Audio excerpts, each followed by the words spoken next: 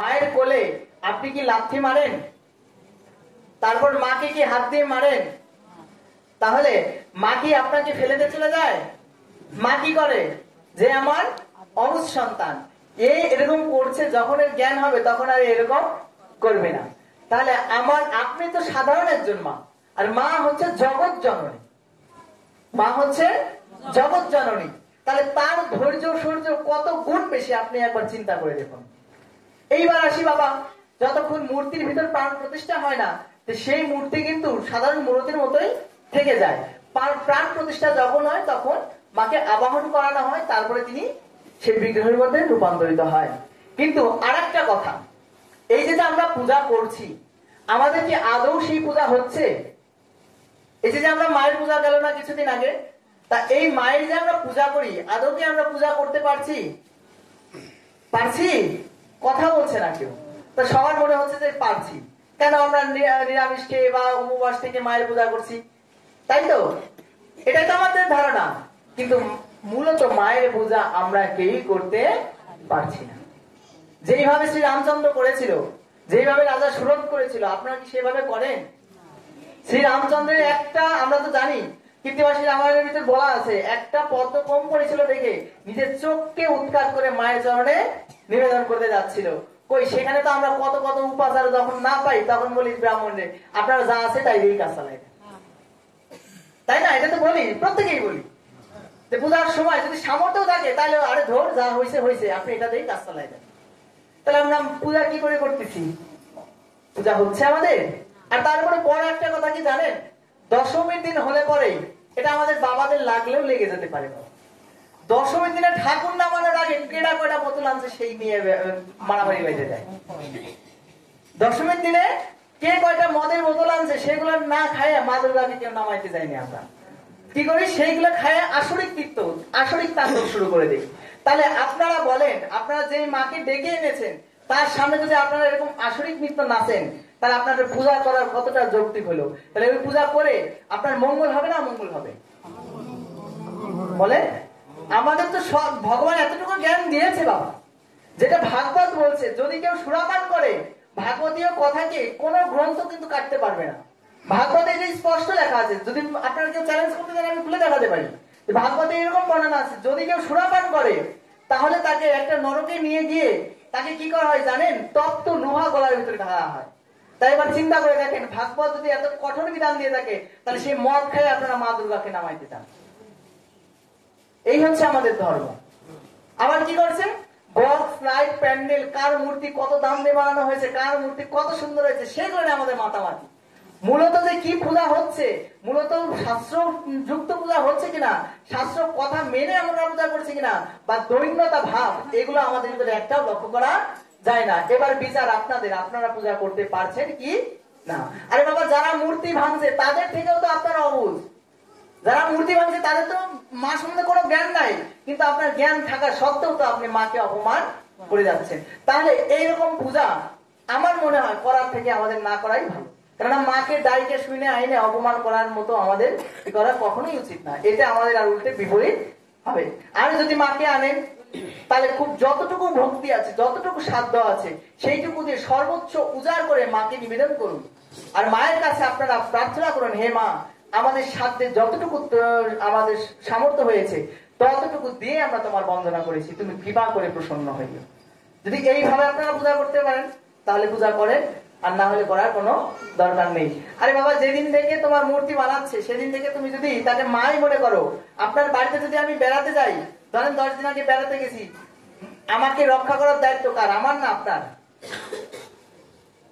আমি যদি আপনাদের বাড়ি বেড়াতে যাই, আমার রক্ষা করার দায়িত্ব কার? আপনার না আমার?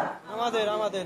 তাহলে মাকে যখন রূপায়ন্তর করা হয় বা মাকে যখন গড়া হয়, তা সেই মুহূর্ত থেকে কিন্তু আমাদের দায়িত্ব একদম দশমী পর্যন্ত সীমাবদ্ধ হয়ে যায়। তারপরেও যদি আমরা সেই মাকে যদি আমরা রক্ষা না করতে পারি, মা তো আমাদের এখানে 5 দিনের জন্য বেড়াতে আসেন, এবার বলবেন মা তো এত তেজস্বী, তিনি এরকম মারছে না কেন? আরে বাবা, আগে দুর্গা পুজো হতো গ্রামে একটা, এখন হয়েছে কয়টা? 10টা। 10টা থেকে কি হয়েছে? এক মন্দিরে ওর সাথে আমার ভেজাল লেগে গেছে, ও আবার পরবার নিজে পূজা আরম্ভ করে দিয়েছে। আরে বাবা, তোর থেকে আমার কি টাকা পয়সা কম আছে নাকি? তা এই যে দেখুন, আমরা কিন্তু বিভাজিত হয়ে যাচ্ছি। আস্তে আস্তে বিভাজিত হয়ে যাচ্ছি। কিন্তু আমাদের পূজা করার উদ্দেশ্য এই ছিল না মা? পূজা করার উদ্দেশ্য ছিল যে শ্রদ্ধার সহিত সবাইকে নিয়ে, দেখুন একটা পূজায় দেখবেন একটা পতিতা থেকে, অর্থাৎ দুর্গা পূজার কথাই বলে, একটা পতিতা থেকে শুরু করে ব্রাহ্মণ অবধি সমস্ত শ্রেণীর মানুষ লাগে। যিনি মূর্তি দিয়ে মূর্তি বানায় বা যিনি বিগ্রহ রূপান্তর করেন তিনি কুমোর। তা দেখবেন মালির ফুলের প্রয়োজন হয় না, মালির ফুল বা সোলার ফুল, তারা কারা বানায়? আমাদের চোখে তো তারা তো ছোট জাত, তাই না? যারা পতিতা তারা তো আমাদের কাছে অবহেলিত, তাদের মৃত্তিকাও আমরা জানি দুর্গাপূজায় লাগে। অর্থাৎ এটা মা কি শিখাচ্ছেন আমাদের, কি বোঝাচ্ছেন? যে সবাইকে নিয়ে একটা পুজো পার্বণ করা উচিত এবং এটাই কর্তব্য, কোনো কিছু বাদ যাবে না। কিন্তু আমরা সেইখান থেকে আজকে বিবাদিত হতে হতে পুজো নিয়ে বিবাদ শুরু করে দিয়েছি, পুজোর ভিতরে আসরিক তাণ্ডব শুরু করে দিয়েছি, মদ গাঁজা ইত্যাদি সমস্ত কিছু চলছে। বাবা, পূজা মানে আমাদের আনন্দ, মানে মার আনন্দ হোক বা না হোক, পূজা মানে আমাদের আনন্দ। আমরা যার পূজা করছি, ধরো তুমি আমাদের বাড়ি বেড়াতে এসেছো, তুমি কি পছন্দ করো না করো সেটা আমার দেখার বিষয় না, তুমি আসছো সেটাকে আমরা উপলক্ষ করে আমরা আড্ডা বসাইছি, এটাই হচ্ছে আমাদের পূজা পার্বণ। তাহলে এইরকম বিগ্রহের ভিতরে মা কি আসে কখনো? আসে?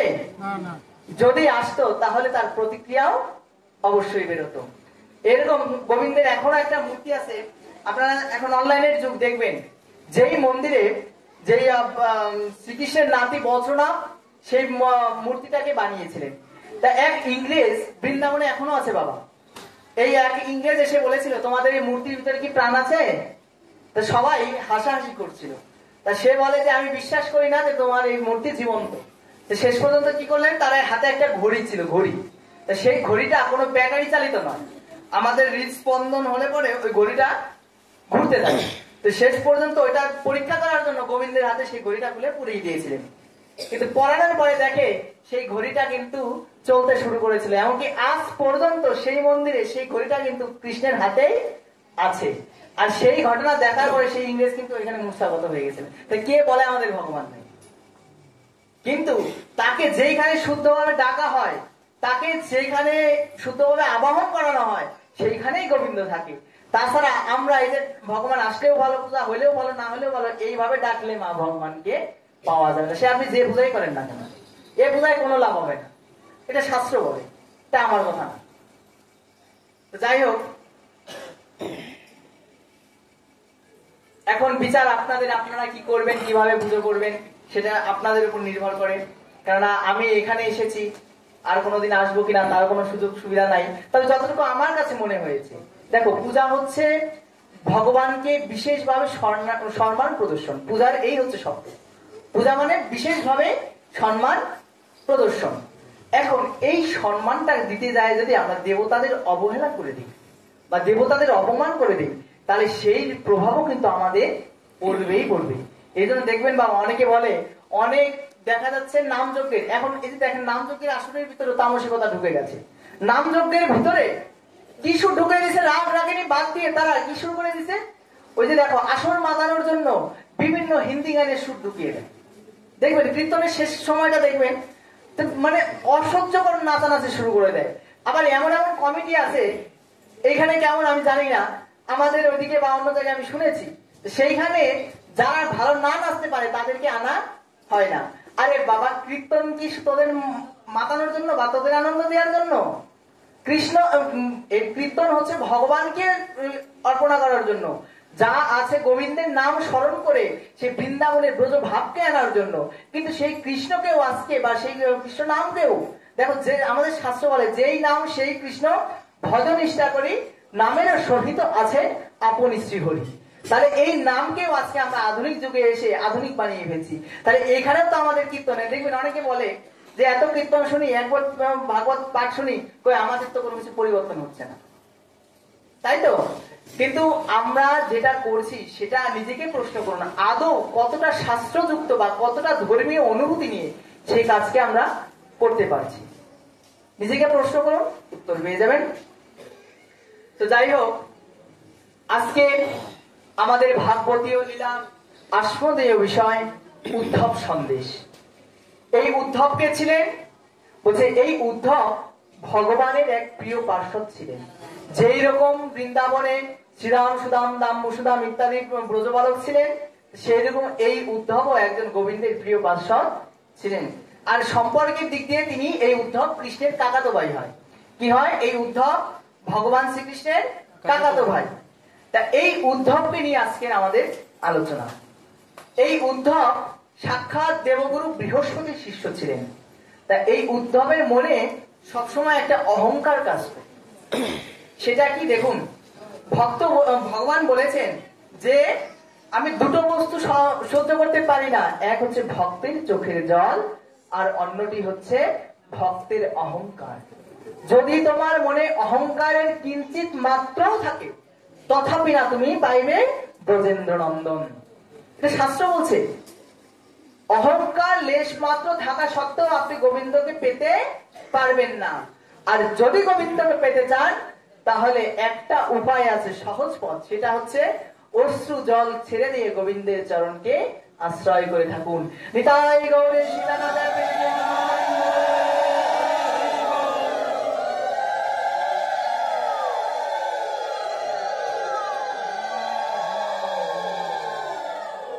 এই উদ্ধব পরম জ্ঞানী ভক্ত। গোবিন্দ দেখলেন এর প্রেম নাই। গোবিন্দ আজ মথুরা লীলায় তিনি চুক্তি করে বসে আছেন মনকে খারাপ করে। এবার এই উদ্ধব দেখছে গোবিন্দের মুখে আজকে কোনো হাসি নাই। তিনি মনকে একদম খারাপ করে একদম একাকী বসে আছেন।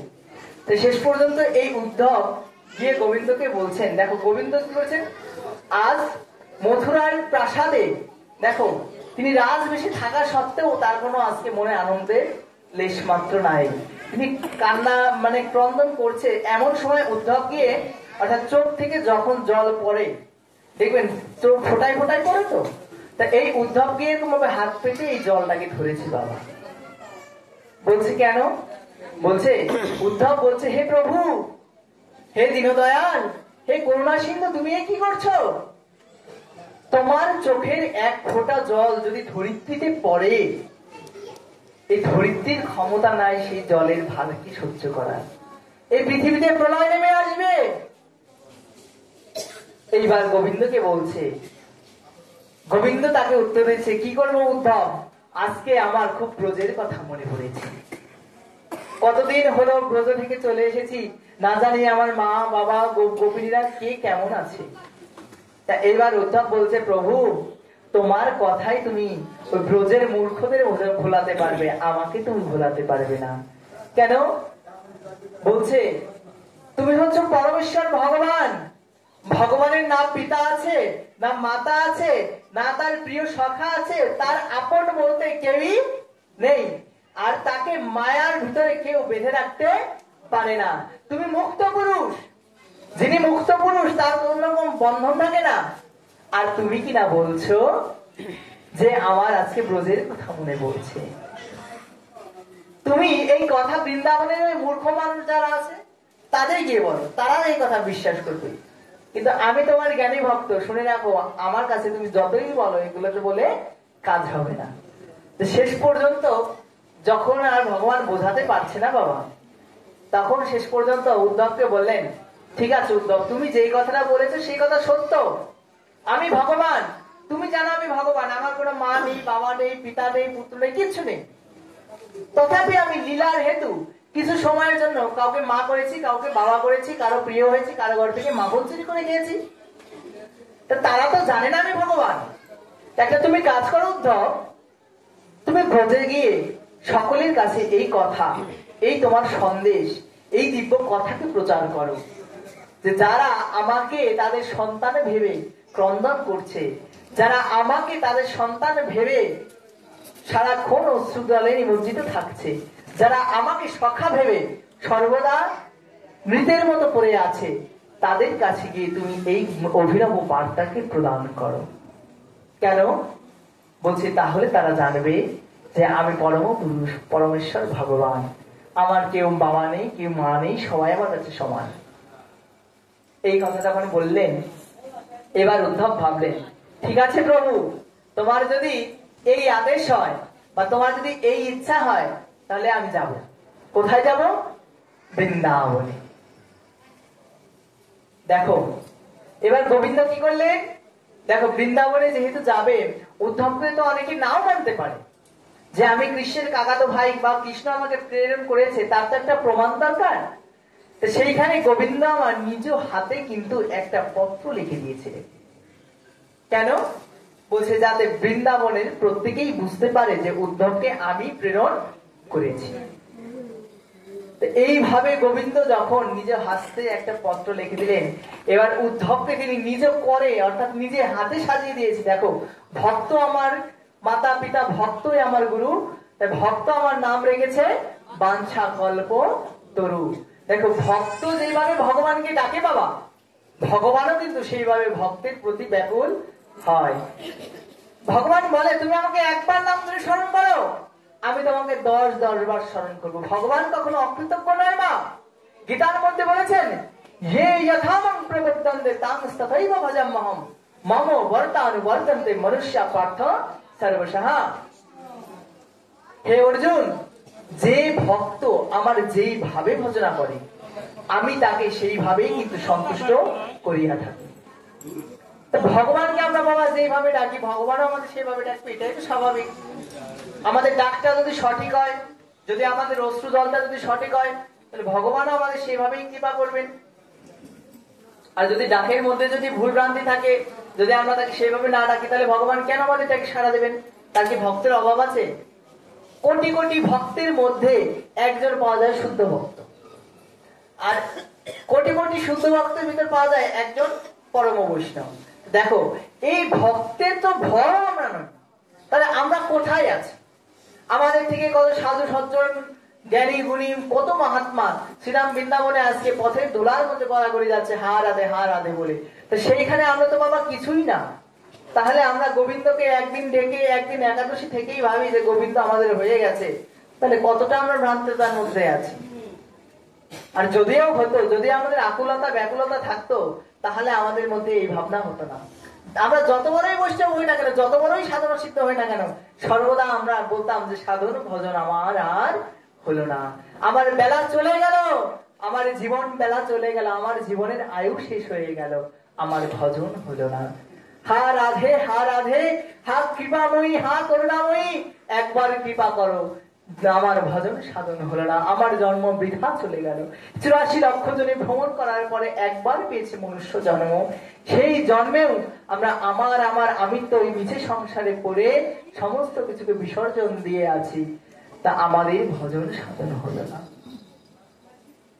এই ভাব আসতো আমাদের যদি আমরা ভক্ত হতে পারতাম। এই উদ্ধবকে আজ ব্রজে প্রেরণ করার উদ্দেশ্য কি? গোবিন্দ আজ বোঝাতে চাচ্ছে ব্রজ মহিমা কতটুকু। এই উদ্ধব সন্দেশে বা উদ্ধবকে প্রেরণ করানোর পিছনে গোবিন্দের একটা গূঢ় রহস্য লুকিয়ে আছে। কেন? ভগবান এখানে বোঝাতে যাচ্ছে, যদি তুমি জ্ঞানী ভক্ত হও, যদিও বা গীতার মধ্যে বলেছে যে নহি জ্ঞানেনা সদৃশ্যং পবিত্র মিহ বিদ্যতে স্বয়ং যোগ সংসিদ্ধ কালে নয় আত্মনি বিদ্যতি। ইহ জগতে জ্ঞানের মতো পবিত্র আর কিছু নাই, এই কথা ভগবান বলেছেন। কিন্তু এই জ্ঞানের মধ্যেও কিন্তু একটা ভাগ আছে, যেটা অহংকার। এই জ্ঞানী ভক্তেরও কিন্তু কখনো কখনো অহংকার জন্মে যায়। আজকে যেইখান থেকে গোবিন্দ বোঝাতে যাচ্ছেন, শুধু জ্ঞান থাকলেই আমাকে পাওয়া যাবে না, জ্ঞানের সঙ্গে প্রেমেরও প্রয়োজন রয়েছে। প্রেম ব্যতীত কখনো তুমি ব্রজেন্দ্র নন্দনকে মেলাতে পারবে না। আজকে উদ্ধবকে লক্ষ্য করে ভগবান যখন তাদের সন্দেশ প্রেরণ করেছে, উদ্ধবকে আজ ভগবান শ্রীকৃষ্ণ নিজ হস্তে সাজিয়ে দিয়েছে বাবা। কোন বস্ত্র? বলছে যেই বস্ত্র ভগবান শ্রীকৃষ্ণ পরিধান করে, সেই প্রসাদী বস্ত্র দিয়ে আজকে উদ্ধবকে সাজিয়ে দিলেন। গোবিন্দ যেই চরণের নূপুর পরে থাকে, সেই চরণের নূপুর খুলে আজ উদ্ধবজিকে পরিয়ে দেওয়া হলো। ভগবান যেই উত্তরীয় গায়ে দিয়ে থাকেন, সেই উত্তরীয় গোবিন্দের প্রসাদীয় উত্তরীয়, সেটা দিয়ে আজ উদ্ধবজি মহারাজকে সাজিয়েছেন। গোবিন্দ যেই বাজুবন্ধকে ধারণ করে, আজকে গোবিন্দ স্বহস্তে সেই বাজুবন্ধ খুলে আমার উদ্ধবজি মহারাজকে পরিয়ে দিয়েছে। তাহলে কত বড় ভক্ত একবার চিন্তা করে দেখো, সাক্ষাৎ গোবিন্দ তাকে সাজিয়ে দিচ্ছে। শেষ পর্যন্ত বললেন তুমি ব্রজে গমন করো। শেষ পর্যন্ত গোবিন্দ তাকে বোঝাতে বোঝাতে বোঝাতে বোঝাতে দাদা বলরামের সঙ্গে দাদা বলরামকে বলে এই উদ্ধবজি মহারাজকে বিদায় দিচ্ছেন। কি করে? যতক্ষণ পর্যন্ত রথে উপবেশন করলেন বা যতক্ষণ পর্যন্ত উদ্ধব রথে উঠে যাচ্ছে ততক্ষণ পর্যন্ত আমার গোবিন্দ একদম অধীর অপেক্ষায় নিয়ে দাঁড়িয়ে সে উদ্ধবজি মহারাজকে দেখছে। দেখো, গোবিন্দ আমার স্বয়ং দাঁড়িয়ে আছে, কিন্তু আজ উদ্ধবকে প্রেরণ করেছে। এইবার বাবা আপনারা প্রশ্ন করতে পারেন, গোবিন্দ তো সর্বে সর্বা, তো গোবিন্দ চাইলে কি বৃন্দাবন যেতে পারতেন না? পারতেন তো, নিজেই তো বৃন্দাবনে যেতে পারতেন, উদ্ধবকে পাঠানোর তো কোনো প্রয়োজন ছিল না। কিন্তু তা সত্ত্বেও কেন গেলেন না? এর উত্তর আমরা একটু পরে জানতে পারব। তা এই উদ্ধব যখন ব্রজের পথে গমন করেছে, যেতে যেতে যখন ব্রজ ধুলার মধ্যে প্রবিষ্ট হয়েছে, এদিক দিয়ে অনাদির আদি গোবিন্দ আমার পূর্ণমাসী যোগমায়াকে আদেশ দিলেন, আমি যতদিন বৃন্দাবনে বৃন্দাবন লীলা করেছি সেইভাবে বৃন্দাবনকে সাজিয়ে তোলো। আমি যেদিন ব্রজ থেকে মথুরায় চলে এসেছি সেদিন থেকে বৃন্দাবনের আর কোনো শ্রী নাই। কেন? বৃন্দাবনের প্রাণী ছিলাম আমি। গোবিন্দ বলছে বৃন্দাবনের প্রাণী ছিলাম আমি। আর বাবা, আমাদের দেহের মধ্যে যদি প্রাণটা না থাকে, দেহকে যতই সাজানো হোক, দেহের কি কোনো মূল্য আছে? সে ব্রজের প্রাণ যিনি, ব্রজের প্রাণনাথ যিনি, তিনি তো আমার সেই নন্দনন্দন ব্রজেন্দ্র নন্দন পুরুষোত্তম ভগবান শ্রীকৃষ্ণ। তিনি যেদিন বৃন্দাবন ছেড়ে চলে এসেছেন বাবা, সেদিন থেকে আর বৃন্দাবনের সৌন্দর্য নেই। শেষ পর্যন্ত উদ্ধব যখন গেলেন তখন বলেছিলেন ভগবান শ্রীকৃষ্ণ, যেতে যেতে দেখবে একটা বন পড়বে, সেই বনে কিছু ব্রাহ্মণ পত্নী আছে বা ব্রাহ্মণেরা আছে, তাদের কাছে আমি একদিন অন্ন ভিক্ষা চেয়েছিলাম, তারা আমাকে দেয়নি। কেন? তারা বেদ যজ্ঞ করার জন্য ব্যস্ত ছিল। আমার দাম্পসুদামকে পাঠিয়েছিলাম ভিক্ষা করার জন্য, তারা বলছে আমাদের যত যা আছে সমস্ত কিছু আমরা যজ্ঞে আহুতি দেওয়ার জন্য এনেছি, তোমরা ভিক্ষা পাবে না, তোমরা চলে যাও। গোবিন্দের এটাকে অন্নদাসনা লীলা বলা হয়, তো সেই লীলায় প্রবেশ করবো না আজকে। তো শেষ পর্যন্ত দেয়নি, কিন্তু তাদের স্ত্রীরা যখন শুনতে পেরেছেন আজকে আমার গোবিন্দ এসেছিলেন ভিক্ষার জন্য, তখন সেই স্ত্রীরা স্বর্ণ পাত্রের তাদের যত যা সামগ্রী আছে সমস্ত কিছু নিয়ে ছুটে গিয়েছিলেন আমার গোবিন্দের সেবা করানোর জন্য। যখন সেবা করানো হয়েছিল, গোবিন্দ বলেছিল তোমরা তোমাদের গৃহে ফিরে যাও। তখন তারা বলে, কোন গৃহে যাব আমরা? যেখানে সাক্ষাৎ ভগবান এসেছে, তার চরণকে যিনি আশ্রয় করেছে, তার আবার সংসার কিসে? আমরা কোনো সংসারে যাব না। তখন গোবিন্দ বলে যে না না, তা হয় না, তোমরা সাংসারিক জীব, তোমরা তোমাদের প্রতি সেবাই পরম ধর্ম, তোমরা যদি প্রতি সেবা না করো তাহলে অপরাধ জন্মাবে, যাও যাও ঘরে ফিরে যাও। তো শেষ পর্যন্ত ফিরতেই চায় না, অসংখ্যবার গোবিন্দ বুঝিয়ে বাজিয়ে তাদের গৃহে প্রেরণ করেছিলেন। আজ উদ্ধবজি মহারাজকে সেই কথা বললেন, ব্রজে যাওয়ার পথে আগে তাদের সঙ্গে কিন্তু দেখা হবে, কিন্তু খবরদার তারা যে আমাকে ভিক্ষা দেয়নি, বা পরবর্তীতে তারা বুঝতে পেরেছিলেন যে কৃষ্ণই হচ্ছে অনাদির আদি গোবিন্দ, তখন তারা ক্ষমা চেয়েছিলেন গোবিন্দের কাছে। কিন্তু গোবিন্দ বলেছে খবরদার এই উদ্ধব তাদের মনে যেন একবারও তুমি ব্যথা না দাও। দেখো ভগবান ভক্তদের কি শিক্ষা দেয়, বলছে তারা আমাকে তুচ্ছ তাচ্ছিল্য করেছিল, তাতে আপত্তি নাই, তাদের সঙ্গে তোমার প্রথম দেখা হবে, কিন্তু তথাপি তুমি তাদের সঙ্গে এমন কোনো ব্যবহার করবে না যারা যত কিঞ্চিত পর্যন্ত মনে আঘাত পায়। ভগবানের শিক্ষাটা কোথায় মা? আর সেইখানে আমরা ভক্ত হয়ে একটু ভগবানের ভজনা করে এ ভক্ত ভালো, ও ভক্ত ভালো না, এ এমন, ও নিরামিষ খাইলো, ও আমিষ খাইলো, এগুলো নিয়ে সারাক্ষণ মাতামাতি করে আছে। আরে বাবা, এগুলো দেখা তোমার দায়িত্ব না। যার চরণে তোমরা আশ্রয় নিয়ে আছো, যার চরণে আমরা সমর্পণ করেছি, এগুলো দেখা তার দেখা দায়িত্ব। মনে রাখবেন বাবা, আমরা মনের ভুলেও যদি কোনো ভক্তকে মনে হচ্ছে এ ভক্ত নয়, কিন্তু গোবিন্দের নাম গুণগান করছি, কে ভক্ত কে ভক্ত নয় সেগুলো তো আমরা জানি না, কিন্তু আমরা মনের ভুলেও যদি তার চরণে অপরাধ করে বসি তাহলে কিন্তু মহা মহা অপরাধ হবে। আর বৈষ্ণব রুষ্ট হইলে কৃষ্ণ রাখিবারে পারে, আর কৃষ্ণ রুষ্ট না, ভুল বললাম, কৃষ্ণ রুষ্ট হইলে বৈষ্ণব রাখিবারে পারে, আর বৈষ্ণব রুষ্ট হলে কৃষ্ণ রাখিবারে নারে। যদি বৈষ্ণব রুষ্ট হয়ে যায় তাহলে কিন্তু গোবিন্দ তোমাকে রক্ষা করতে পারবে না। যত কিঞ্চিত যদি তুমি বৈষ্ণব মনে আঘাত দিয়ে থাকো তাহলেও কিন্তু তুমি গোবিন্দ চরণ থেকে দূরে চলে যাবে। এই জন্য বলেছে সাধক সবসময় কিন্তু সাবধান। এই জন্য মনের ভুলেও মা কাউকে নিয়ে সমালোচনা করা যাবে না। আমাদের শাস্ত্র বলে যত সমালোচনা করবে তত তুমি পাপের হয়ে যাবে। কি দরকার আছে? যে যার চরণকে আশ্রয় করে আছে সেটা দেখার জন্য অনাদিরাদি গোবিন্দ বসে আছে। তিনি আমাদের থেকে অধিক জ্ঞানী, অধিক বুদ্ধিমান, তিনি জানেন। আর গোবিন্দ এই শিক্ষাই দিয়েছে যে আমরা যেন কখনো বিভেদে না জড়াই। শেষ পর্যন্ত উদ্ধবজিকে যখন বলা হলো, উদ্ধবকে তাদের প্রণাম করলেন। অবশেষে যখন তিনি ব্রজের মধ্যে ব্রজমণ্ডলে প্রবেশ করলেন তখন বিভিন্ন গোপীদের সঙ্গে দেখা হলো। তারা ভাবলেন যে আমার অনাদির আদি গোবিন্দ আজ আবার পুনরায় বৃন্দাবনে প্রবেশ করেছে। এই কথা যখন বুঝলেন সবাই দৌড়ে আসলো কৃষ্ণের দর্শনে, কিন্তু একটুখানি এসেই বুঝলেন আমার গোবিন্দ আসেন। এসেছে কে? গোবিন্দের প্রেরিত দূত, নাম হচ্ছে উদ্ধব মহারাজ।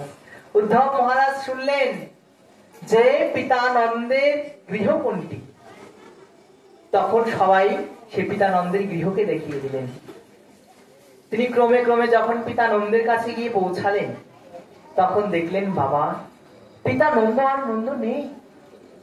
যেই নন্দের কথা কৃষ্ণ বলেছিলেন, যেই নন্দের কথা আমাদের শাস্ত্রে বলা আছে, সেই নন্দ মহারাজ আর নন্দ মহারাজ নেই। কৃষ্ণ বিরহে তিনি কাঁদতে কাঁদতে আর ঠিক করে এখন চোখেও দেখে না। উদ্ধবজি মহারাজ দেখি তাকে প্রণিপাত করলেন। এইবার নন্দ মহারাজ বললেন, উদ্ধব এসো এসো, বসো এখানে।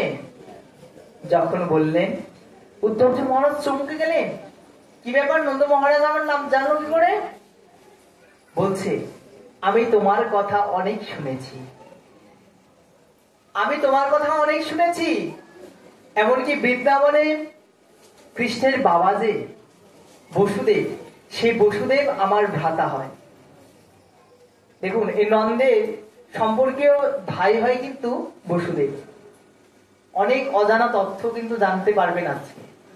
তা বলছে সেই সম্পর্কে তুমি যেহেতু কৃষ্ণের কাকাতো ভাই হও, তাহলে সেহেতু তুমিও কিন্তু আমার সন্তান তুল্য উদ্ধব।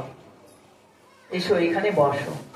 তো এইভাবে যখন একে অপরের বার্তালাপ করছে, করতে করতে নন্দ মহারাজ আমার আর স্থির থাকতে পারছে না বাবা। নন্দ মহারাজ কথা বলতে বলতে তার চোখ সজল হয়ে যাচ্ছে। প্রথমে জিজ্ঞাসা করলেন বসুদেব কুশল আছে তো? তখন উদ্ধবজি মহারাজ বলেছিলেন তারা প্রত্যেকেই ভালো আছে। তাই এবার বলছে না জানি এই বসুদেবকে কত কষ্ট সহ্য করতে হয়েছে। তিনি রাজা হওয়া সত্ত্বেও কংসের নির্মম অত্যাচারে তাকে কারাগারে জীবন কাটাতে হয়েছে। একে একে 6টি সন্তানকে তার চোখের সামনে কংস মহারাজ মেরে দিয়েছে। এর থেকে দুর্ভাগ্য আর কি হতে পারে বলো? যে সন্তান হারা হয়েছে সেই জানে সন্তানের মর্ম কি। তা বসুদেব এখন কুশল আছে তো?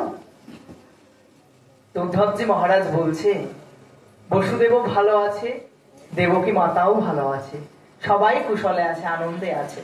তারপর প্রশ্ন করলেন যারা কংসের ভয়ে মথুরা থেকে এদিক সেদিক চলে গিয়েছিলেন তারা কি ফিরে এসেছে? তো উদ্ধবজি মহারাজ বলছেন হ্যাঁ, এখন তো আর কংসের ভয় নাই। এই লীলাটা কিন্তু কংস বধের পরবর্তী লীলা। খুব মনোযোগ সহকারে শুনবেন। কংসকে বধ করার পর কৃষ্ণ যখন মথুরার রাজা হয়ে যায় বা মথুরার যখন কংসের বাবাকে রাজা করা হয় তখনকার ঘটনা এটা।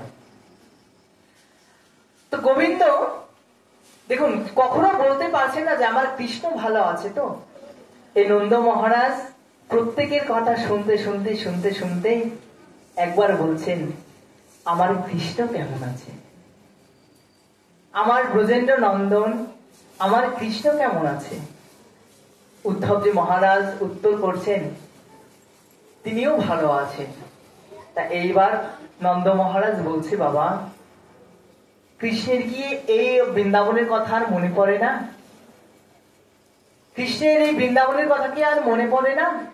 এই বৃন্দাবনের তরুলতা, এই বৃন্দাবনের গিরিরাজ গোবর্ধন, এই যমুনা, এগুলো কি কৃষ্ণের মনে পড়ে না?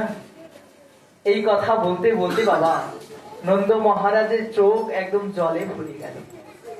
দেখুন ভক্ত আমার ভগবানকে কিভাবে ভালোবেসেছে, একবারও বলতে পারছে না যে আমার কৃষ্ণের কি আমার কথা একবারও মনে পড়ে না। কেননা তিনি জানেন কৃষ্ণ যেখানে গিয়েছেন হয়তোবা আনন্দেই আছেন, আর আমরা তো তাকে রাখতে পারলাম না, আমরা তাকে আদর করতে পারলাম না, এই জন্য হয়তোবা কৃষ্ণ রুষ্ট হয়ে চলে গেছে। এই জন্য এই হতভাগা বাবার কথা বাবাই তো জানে, তিনি কোনোভাবেই ব্যক্ত করতে পারছেন না তার নিজের কথা। কৃষ্ণকে বলতে বলতে, কৃষ্ণকে ভাবতে ভাবতে তার চোখ বক্ষ প্লাবিত হয়ে যাচ্ছে। আমার কৃষ্ণ ভালো আছে তো? শুধু এইটুকুই বারবার জানতে যাচ্ছেন। উদ্ধবজি মহারাজ বারবার উত্তর দিচ্ছেন। শেষ পর্যন্ত তিনি বললেন, কৃষ্ণ বলে গেছিল যে আমরা আবার বৃন্দাবনে ফিরে আসব।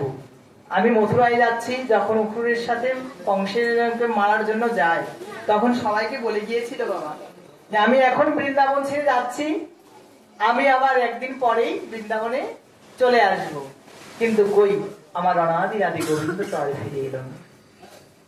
সেই দিন থেকে নন্দ মহারাজ, যশোদা মাতা, সমস্ত ব্রজ বালক হা কৃষ্ণ বলতে বলতে তাদের চোখের জলে নাকের জলে সব সময় তারা বক্ষ প্লাবিত করে রাখে। নিতাই গৌর রাধেশ্যাম, নিতাই গৌর রাধে।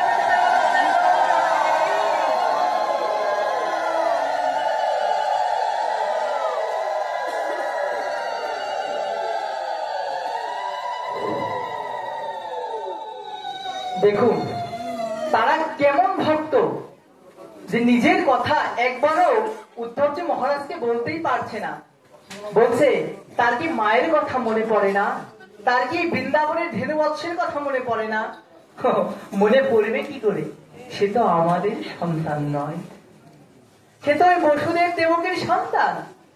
এই জন্যই হয়তোবা তার আমাদের কথা মনে পড়ে না। পড়বেই বা কেন? যেই বসুদেব পুত্র হারা হয়ে এতদিন ছিল, কারাগারে এত নির্যাতন সহ্য করেছে, সেই পুত্র কৃষ্ণ তো তাদেরই পুত্র। আমরা যতই তাদের মা বাবা বলি না কেন, আমরা তো তার মা বাবা নই।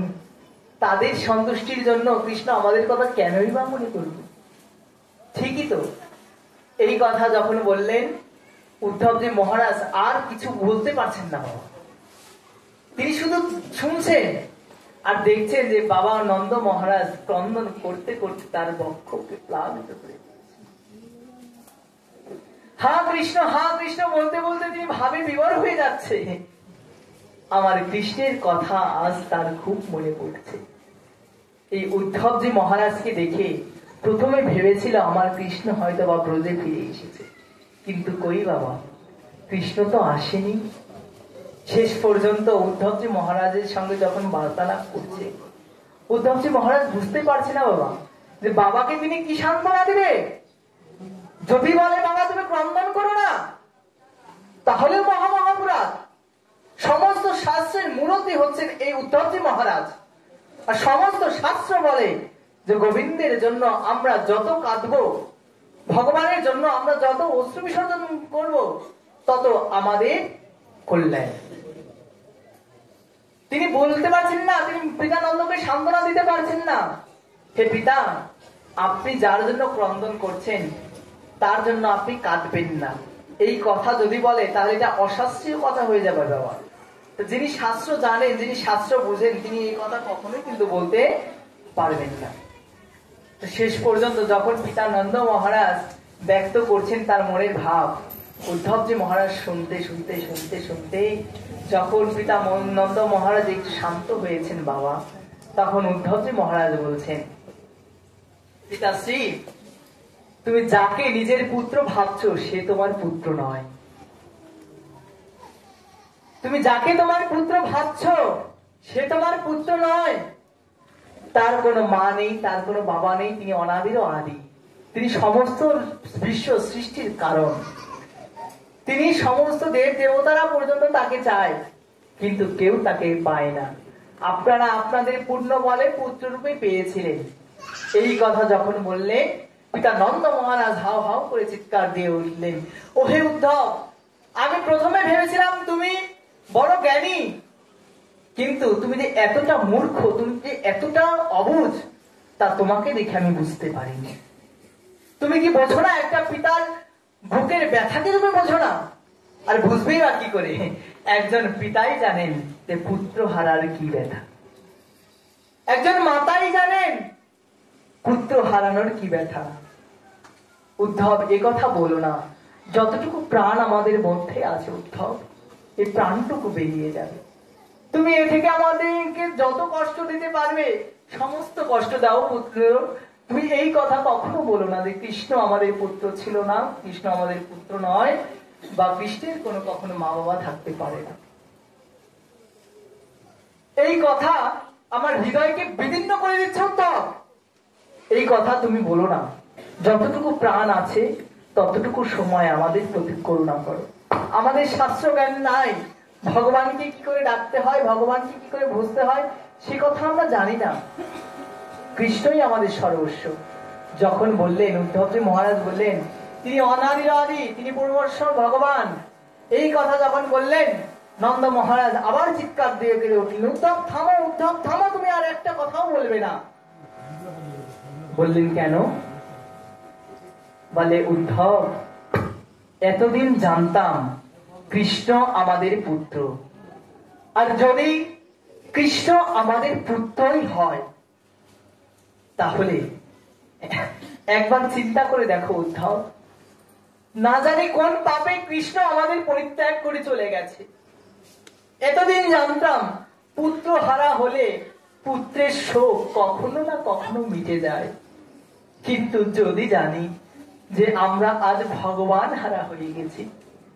উদ্ধব, তুমি বলো, যাকে ভগবান পরিত্যাগ করে দেয় তার তো নরকেও গতি হয় না।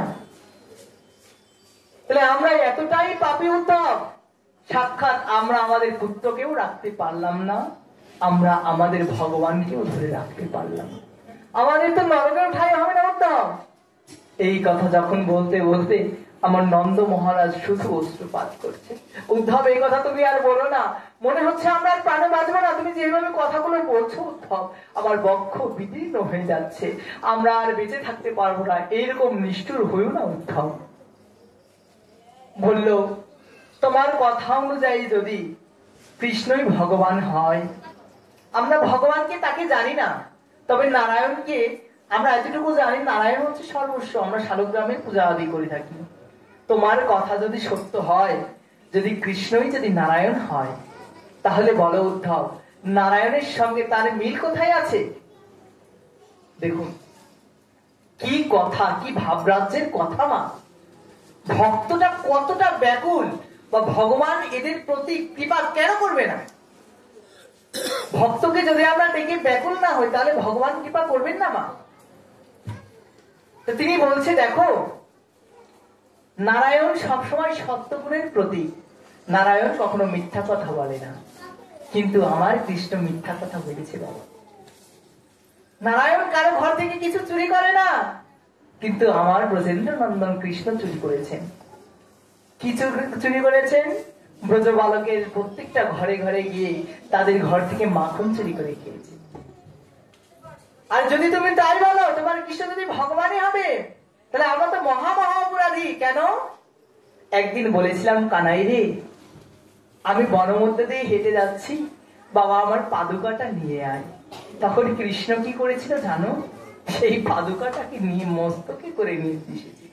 নিতাই গৌরী সীতানাথ প্রেমানন্দে গৌর হরি।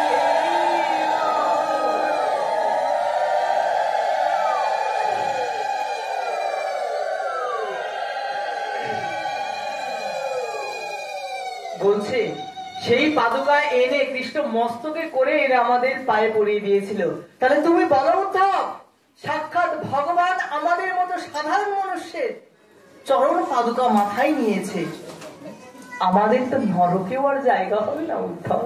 তুমি তোমার জ্ঞান নিয়ে থাকো, তুমি তোমার ভগবান রূপে কৃষ্ণকে দেখো, কিন্তু কৃষ্ণকে আমাদের সন্তান রূপেই থাকতে দাও। এতটুকু কৃপা করো উদ্ধব, আমরা আর তোমার কথা শুনতে চাই না। তুমি যে আমাকে বোঝাতে চাচ্ছ, একবার ওই দিকে তাকিয়ে দেখো, জনম দুঃখিনী আমার যশোদা মায়ের দিকে, যে কৃষ্ণ যাওয়ার পর থেকে একবার চোখ মেলে তাকায়নি বাবা। কৃষ্ণ বৃন্দাবন ছেড়ে চলে যাওয়ার পর থেকে মা যশোদা একদিনের জন্য কিন্তু দধি মন্থন করেনি। কেন? বলছে সারাক্ষণ কৃষ্ণের কথা মনে পড়ে। যখন ঘর থেকে বাইরে যায়, যখন উদুঘরের দিকে তাকায়, তখনই কৃষ্ণকে বাধার লীলার কথা তার মনে পড়ে যায় বাবা। যখন দধি মন্থন করতে যায়, তখন মনে হয় এই আমার কানাই এলো। কানাই এসে মায়ের গলাটি জড়িয়ে ধরে বলছে, মাগো আমাকে ননি খাও, আমাকে ননি খাও।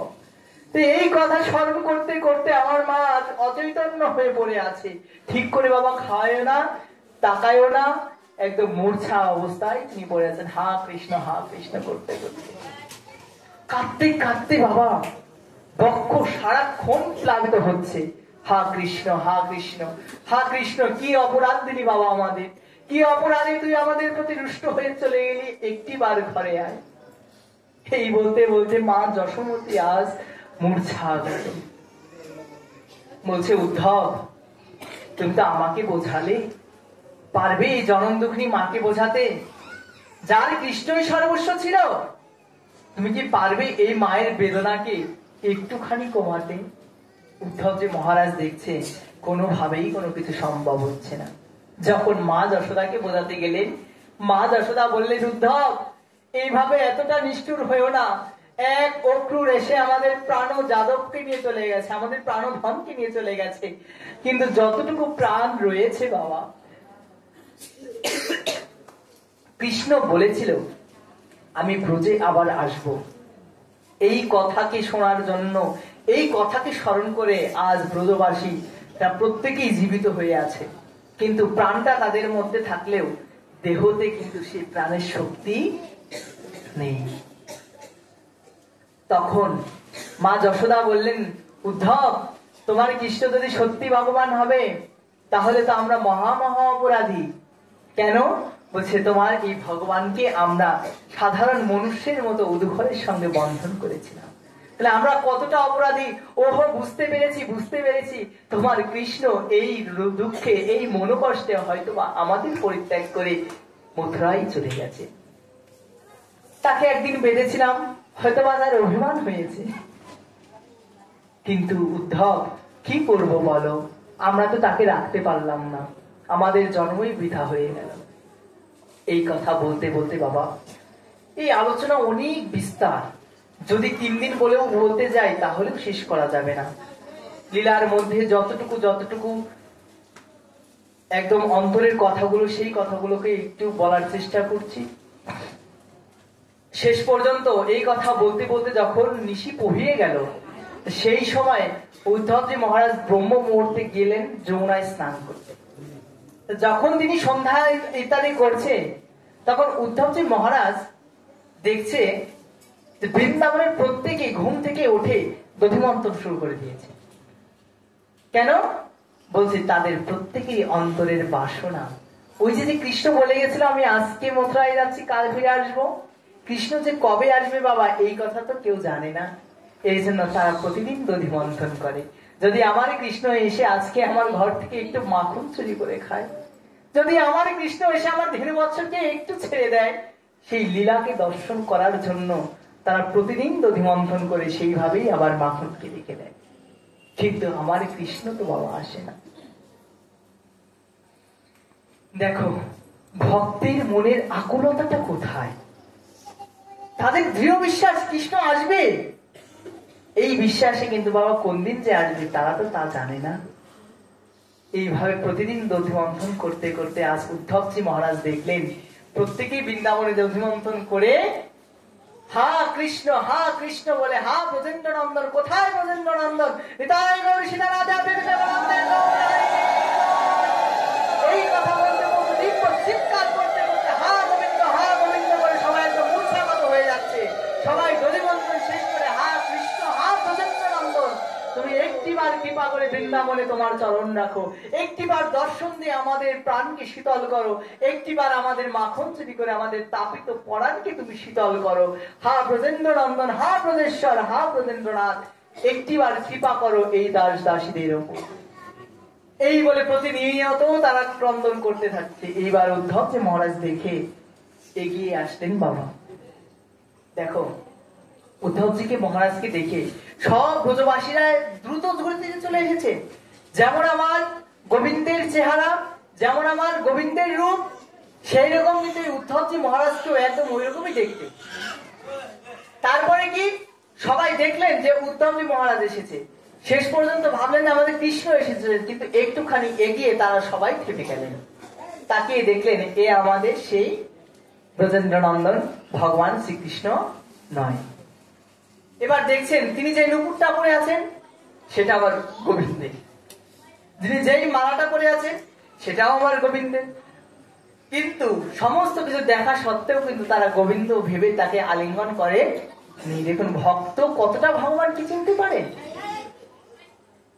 তা এইবার উদ্ধবজি মহারাজকে দেখে তারা বলছেন, ওহো, কৃষ্ণ কতটা সুখে আছে, কৃষ্ণ কতটা আনন্দে আছে, সেই কথা দেখানোর জন্য তোমাকে প্রেরণ করেছে, তাই না উদ্ধব? উদ্ধবজি মহারাজ চমকে গেছে, কি আমাকে চিনলো কি করে এই ব্রজবাসীরা? আমি তো কখনো বৃন্দাবনে আসিনি, তা সত্ত্বেও আমাকে কি করে চিনলো? তারা বললেন যে আমরা তোমাকেও চিনি, কৃষ্ণকেও চিনি। আজ গোবিন্দ আমাদের দেখানোর জন্য, আমাদের মনে কষ্ট দেওয়ার জন্য তোমাকে এইভাবে সাজিয়ে দিয়েছে, তাই তো? দেখো গোবিন্দ আজকে কতটা আনন্দে আছে, কতটা সুন্দর বস্ত্রে অলঙ্কৃত হয়ে আছে। আমরা তো তাকে সাজাতে পারিনি। তিনি রাজার সন্তান, তিনি রাজবেশ ধারণ করে, তা তিনি সেটা বোঝানোর জন্য তোমাকে সাজিয়ে দিয়েছেন যে দেখো আমি কতটা সুখে আছি, কতটা বৈভবে আছি। উদ্ধব তুমি এমনটা সেজে না আসলেও পারতে। এই কথা যখন বলছে উদ্ধব যে মহারাজ ভাবছে দেখো আমি কি একটা অপরাধ করে বসলাম। এতক্ষণ আমার অহংকার ছিল। কি অহংকার? সাক্ষাৎ ভগবান শ্রীকৃষ্ণ আমাকে সাজিয়ে দিয়েছে, সাক্ষাৎ শ্রীকৃষ্ণের সমস্ত বসন আদি দিয়ে আমাকে সাজিয়েছে। কিন্তু এখন আমার মনে হচ্ছে এগুলো আমি না নিয়ে আসলেই ভালো করতাম। দেখুন এর জন্য ভক্তদের দশা কিরকম হয় মা।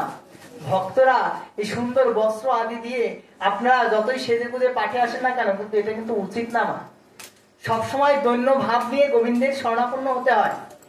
যত নিম্ন মানের জামা কাপড় আছে সেগুলো পরে আপনাদের আসরে আসতে হয়, আসন গ্রহণ করা উচিত। কেন? গোবিন্দকে এত সেজে গুজে আসলেই গোবিন্দকে পাওয়া যায় না। গোবিন্দকে পাওয়ার জন্য মনটা থাকলেই হয়। এত বাহ্যিক আবর্ষণ, 5,000 টাকা দামের শাড়ি, সোনার গয়না পরে আসলাম, গোবিন্দ হয়তো বা আমাদের ভালো বলবে, কিন্তু এগুলো করার কোনো প্রয়োজন নাই। আপনি যদি ভাগবতী আসরে আসেন, যদি ভগবানের শরণাপন্ন আসেন, যত দৈন্য হয়ে আসতে পারবেন, মনে করবেন গোবিন্দ আপনাকে ততই কৃপা করবেন।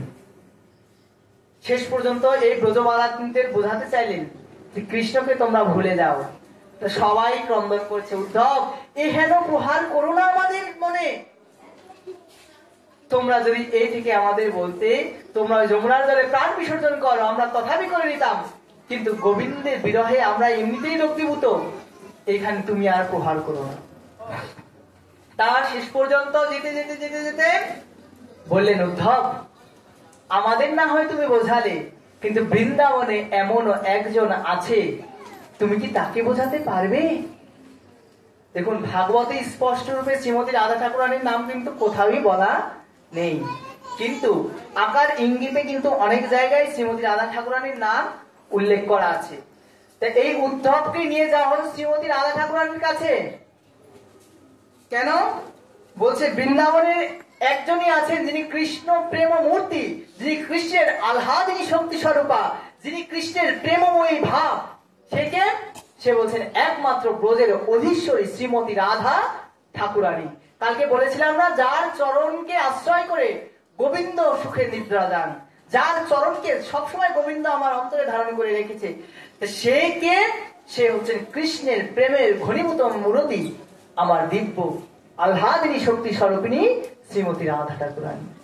গোবিন্দ বিরহে তিনি দশম দশায় পতিত হয়ে নিধুবনের মধ্যে অষ্ট সখী পরিকৃত হয়ে পড়ে আছেন। বাবা গোবিন্দ চলে যাওয়ার পরে শুধু তার দেহের মধ্যে প্রাণটুকুই আছেন, আর কিচ্ছু নেই।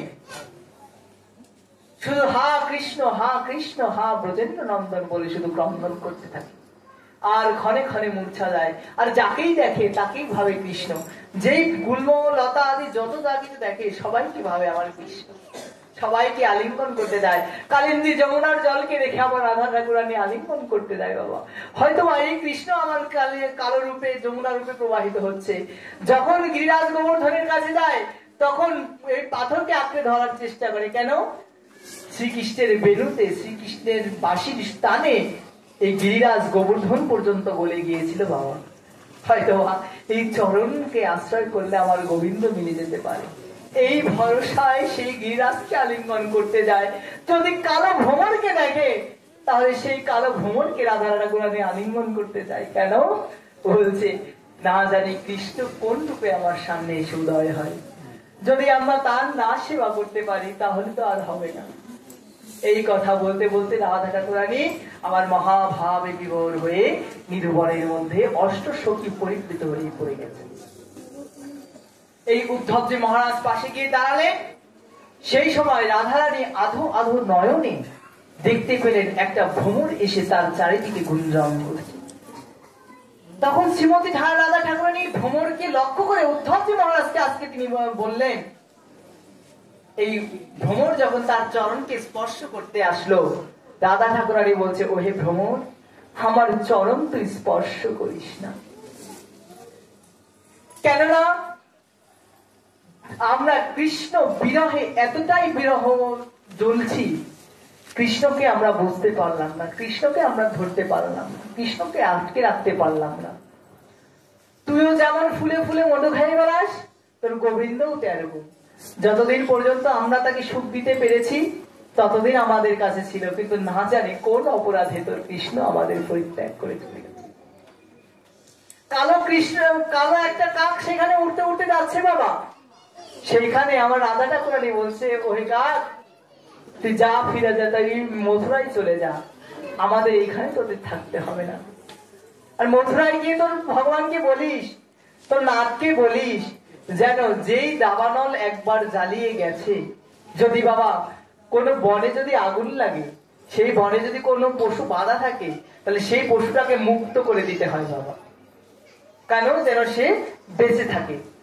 কিন্তু তোর কৃষ্ণ, তোর কালো কৃষ্ণ আমাদের যেই দেহাভ্যন্তরে যে আগুন জ্বালিয়ে দিয়েছে, যে প্রাণ ভ্রমর আমাদেরকে এই আগুনের মধ্যে রেখে দিয়েছে, আমরা শুধু ছটফট ছটফট ছটফট করছি হা কৃষ্ণ, হা কৃষ্ণ বলে। তোর কৃষ্ণ মথুরায় গিয়ে খুব আনন্দে আছে, কিন্তু আমাদের তো তিনি মরার উপায়টুকু রাখেনি। কেন?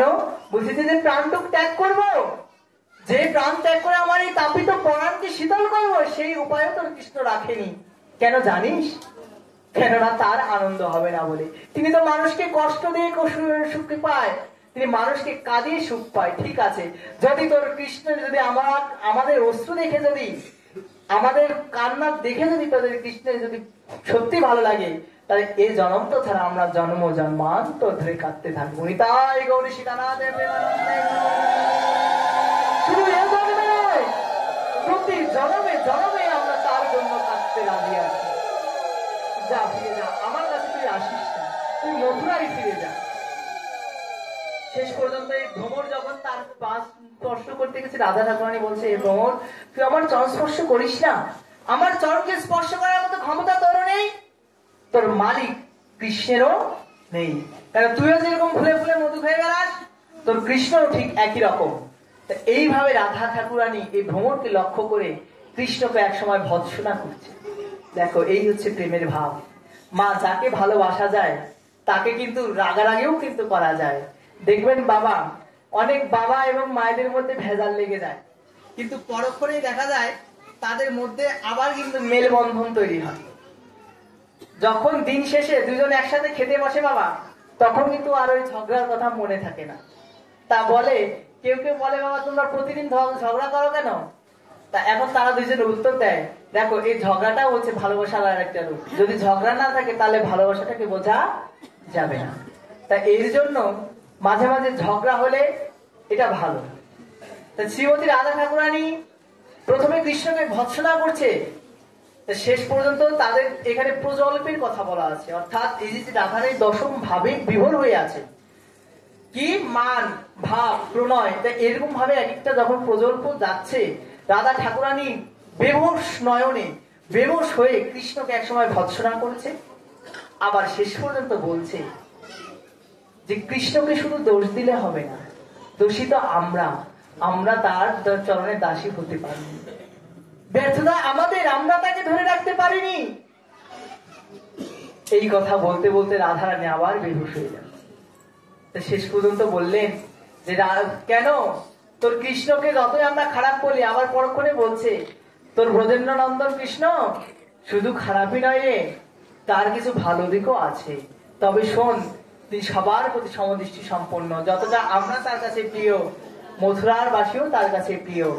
যতটা আমি তাদের কাছে প্রিয়, ততটা কুবজাও তাদের কাছে প্রিয়। কেন বলছে, এই কুবজা ছিলেন, দেখো এই কুবজাকে তিনি কৃপা করেছেন কেন? কুবজা ছিলেন ত্রেতা যুগে রাম যখন আসে বাবা, তখন দেখবেন মথুরায় একজন কুবজা নামের কিন্তু থাকে দাপর যুগে।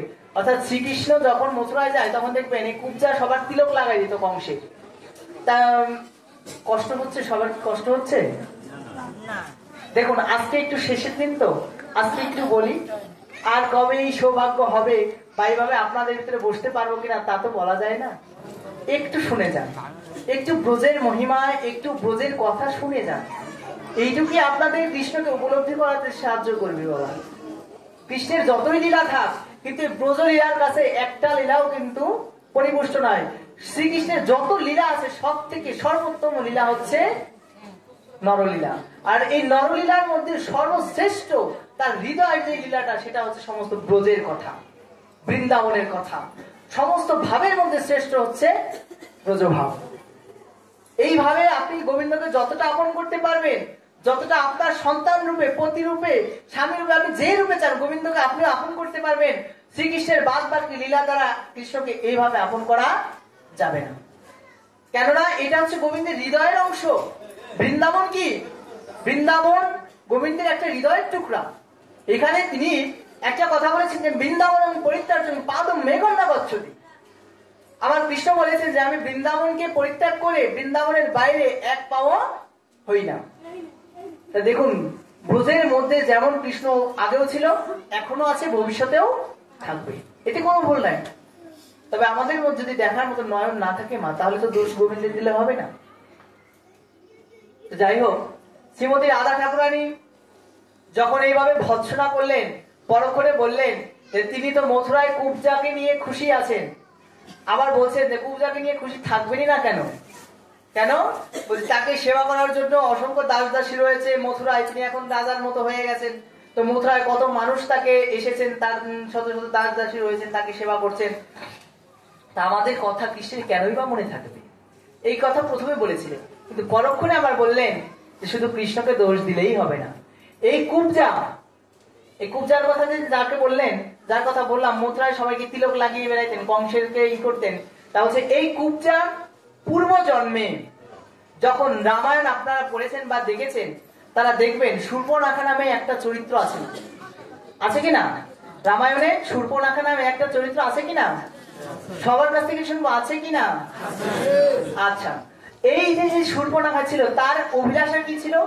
যখন রাম বনের মধ্যে দিয়ে যাচ্ছিল, বা যখন রাম লক্ষ্মণ সীতা বনবাসী হয়, তখন এই শূর্পণখা এসে প্রার্থনা করেছিল যে আমি ভগবান শ্রী রামচন্দ্রকে পতিরূপে চাই। তখন রাম কি বলেছিলেন যে দেখো, আমি এই লীলায় আমার একজনই স্ত্রী বানাবো। এইবার পরক্ষণে বলেছিলেন তুমি আমার ছোট ভাই লক্ষণের কাছে যাও। কিন্তু লক্ষণও তো বিবাহিত ছিলেন। আমরা জানি, যারা রামায়ণ জানি, 4 জন পুত্র 4 জন মহারানীকে বিবাহ করেছিলেন। তো সীতার যেসব বোন ছিল সবাইকে এক ভাই গ্রহণ করেছিলেন। শেষ পর্যন্ত কি বললেন? লক্ষণ কি বললেন যে না, আমার দাদা যাকে না গ্রহণ করবে আমিও তাকে গ্রহণ করতে পারবো না। এইভাবে দুজনের ভিতরে যখন বিভেদ হয়, তখন বলে ওহো, বুঝতে পেরেছি, যতক্ষণ তোমাদের এই সীতা জীবিত থাকবে ততক্ষণ পর্যন্ত আমি রামকে পাবো না। এই কথা বলে শূর্পণখা রাক্ষসী ছিল, রাবণের বোন ছিল। শেষ পর্যন্ত সীতাকে যখন নাকি ধরতে গেল, তখন লক্ষণ তার নাক কেটে দিলেন। এইখান থেকে রামায়ণের কিন্তু সূত্রপাত হয়ে গেল। এই যে রাম রাবণের যুদ্ধ বা এই সীতাহরণ যে লীলাগুলো দেখি, এগুলো তো পরবর্তী লীলা। এই যে দেখুন, রামায়ণ কিন্তু এখান থেকেই মূল পাঠ শুরু হয়। যখন এই একে যখন নাক কেটে দেওয়া হলো তখন রাবণ রেগে গেল, তারপরে থেকে সীতাহরণ হলো। তখন রামচন্দ্র তাকে আশীর্বাদও করেছিলেন। দেখো, এই জন্য ভগবান কিন্তু কখনো কারো কোনো ভক্তের মনোবাসনাকে অপূর্ণ রাখেন না। বলছে তোমার যে মনস্কামনা, তোমার যদি চাওয়া ঠিক থাকে তাহলে এই জন্মে নয় পরবর্তী জন্মে গোবিন্দ তোমার মনস্কামনা পূর্ণ করবেনই করবেনি, এতে কোনো ভুল নাই। তো শেষ পর্যন্ত এই শূর্পণখাকে আশীর্বাদ দেওয়া হয়েছিল যে এই জন্মে নয়, আমি পরবর্তী জন্মে যখন কৃষ্ণ অবতার রূপে আসবো তখন তুমি আমার কি হবে, চন্দন লেপন করে দেবে, অর্থাৎ তোমাকে আমি সেই জন্মে কৃপা করব। এই জন্য এই শূর্পণখা পরবর্তী জন্মে কুব্জা রূপে আসেন। আপনারা যারা টিভিতে দেখবেন কৃষ্ণ সিরিয়াল গুলো দেখেন, তখন দেখবেন কৃষ্ণ মথুরায় যাওয়ার পরে একজন বুড়িকে, এরকম একটা বুড়ি থাকে বেকাতেরা, ওই বুড়িকে কি করে হাত ধরে কৃষ্ণ এরকম একটা টান দিয়ে কিন্তু একদম সরস যুবতী করে দেয়। তা এই সেই কুব্জা, যিনি পূর্বজন্মে শূর্পণখা ছিলেন, এই জন্মে কুব্জা রূপে এসেছিলেন। তো গোবিন্দ তাকে কিন্তু সেই জন্মে কৃপা করেন না, এই জন্মে কৃপা করেছেন। এই জন্য গোবিন্দের কাছে যে যা মনস্কামনা করে গোবিন্দ কাউকে খালি হাত ফেরান না। হয়তো এই জন্মে যদি না হয় পরবর্তী জন্মে আপনি পাবেনই পাবেন, এতে কোনো ভুল নাই। শেষ পর্যন্ত বললেন যে হ্যাঁ, তাই এই জন্য তো কুব্জাকে কৃপা করেছেন। এই কথা বলতে বলতে শ্রীমতী রাধা ঠাকুরানী ভাবে আবার প্রবিষ্ট হয়ে গেলেন।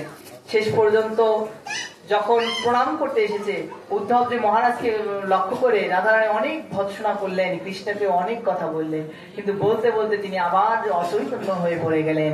উদ্ধবজি মহারাজ দেখলেন যে ভগবান শ্রীকৃষ্ণ যেই জন্য আমাকে বৃন্দাবনে পাঠাইছিল বাবা, সে কাজ আমার দ্বারা সম্ভব নয়।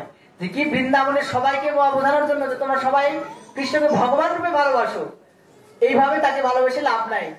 উদ্ধবজি মহারাজ এখন তাকে কি বলবে বাবা, কারো কাছে তিনি কথাই বলতে পারছে না, রাধারানী তাকে কোনো সুযোগই দিচ্ছে না। তাদের ভাব দেখে উদ্ধব আজকে দেখুন, যে কোনোদিন ভগবানের জন্য কাজে নাই, তার এই রাধারানীর ভাব দেখে অশ্রুপাত হচ্ছে। যেই উদ্ধব জানতেন যে ভগবানের জন্য কান্নাকাটি করে লাভ নাই, কেননা ভগবান হচ্ছেন সর্বত্র, তিনি সর্বদাই বিরাজিত আছেন, তার জন্য কাজার তো কোনো প্রয়োজন নাই। যদি আমরা তুলসী বৃক্ষের মধ্যে চাই, কৃষ্ণকে তুলসী বৃক্ষেও পাবো, যদি আমরা মানুষের ভিতর চাই তাহলে মানুষের ভিতরেও পাবো, সব জায়গায় পাবো, তাহলে তার জন্য কান্নাকাটি করার কি দরকার আছে। কিন্তু শ্রীমতী রাধা ঠাকুরানী যখন চরণাশ্রিত হলো, যখন শ্রীমতী রাধা ঠাকুরানীকে দেখলেন, যখন বৃন্দাবনের ধুলি, বৃন্দাবনের অঙ্গ স্পর্শ হলো, তখন তার মধ্যেও কিন্তু ভাবে জয় ঘটল। এই জন্য আমাদের যাদের ভাব নেই বা যারা ভাব রাজ্যে গোবিন্দকে বুঝতে পারে না, এজন্য আমাদের প্রত্যেকেই কিন্তু শ্রীরাম বৃন্দাবন থেকে ঘুরে আসা উচিত। কেন, এই ব্রজ ধামের কৃপা না হলে আমরা গোবিন্দের মর্মার্থকে বুঝতে পারবো না। আমাদের ভিতরে যদি সেই সখী ভাবটা আসে, তাহলে আমরা গোবিন্দকে সেইভাবে ভালোবাসতে পারবো না, যে যত কথাই বলি। শেষ পর্যন্ত রাধারানী যখন তাকে কৃপা করলেন, উদ্ধবজি মহারাজ পরে বুঝতে পারলেন বাবা, কৃষ্ণ যেই উদ্দেশ্যে পাঠাইছিল, কৃষ্ণের উদ্দেশ্য এটা ছিল না, কৃষ্ণের উদ্দেশ্য ছিল বৃন্দাবনের মহিমাকে বোঝানো।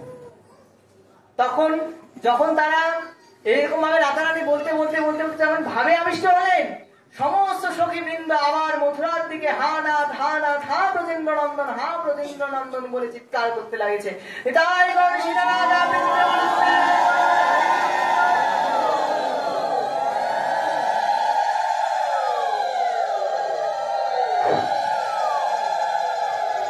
কেন, দেখো বৃন্দাবন থেকে মথুরার দূরত্ব বাবা বেশি নয়, কিন্তু ব্রজগোপীরা চাইলেই তো গিয়ে কৃষ্ণকে দর্শন করে আসতে পারে, কিন্তু পারলেন না কেন বা গেলেন না কেন? বলছে আপাত দৃষ্টিতে ভাব, ভৌগোলিক দৃষ্টিতে বৃন্দাবন আর মথুরা যদিও দূরে না হয়, ভাব রাজ্যে ভাবগত দূরে, কিন্তু অসংখ্য অসংখ্য দূরে। দেখুন, এর জন্য বৃন্দাবন হচ্ছে মাধুর্য ভূমি, খুব মনোযোগ সহকারে শুনবেন। বৃন্দাবন হচ্ছে মাধুর্য ভূমি, আর আমার মথুরা হচ্ছে ঐশ্বর্য ভূমি। দেখবেন, এই জন্য বৃন্দাবনের কৃষ্ণ আর মথুরার কৃষ্ণ কিন্তু এক কৃষ্ণ নয়।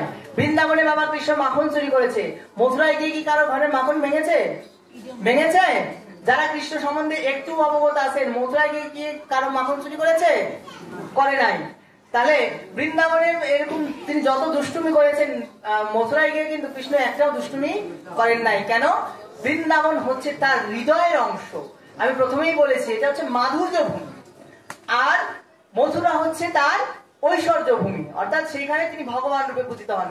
মথুরায় কিন্তু কেউ তাকে পুত্র রূপে দেখে না। যখন কংসকে বধ করার পরে মা দেবকী আর বসুদেবকে যখন কৃষ্ণ প্রণাম করতে গেল, তখন তারা কৃষ্ণের প্রণাম নিতে পর্যন্ত ভয় পাইছে। কেন? তারা জানে যে কৃষ্ণ কিন্তু ভগবান স্বয়ং, কিন্তু আমার বৃন্দাবনে কিন্তু কৃষ্ণ ভগবান হয়েও ভগবান নয়। দেখুন, তিনি ভগবান হয়েও কিন্তু ভগবান নয়। শেষ পর্যন্ত যখন তারা এইভাবে অস্থির হয়ে যাচ্ছে, তখন উদ্ধব মহারাজ বললেন যে গোবিন্দ আমাকে বৃন্দাবন থেকে প্রেরণ করেছে।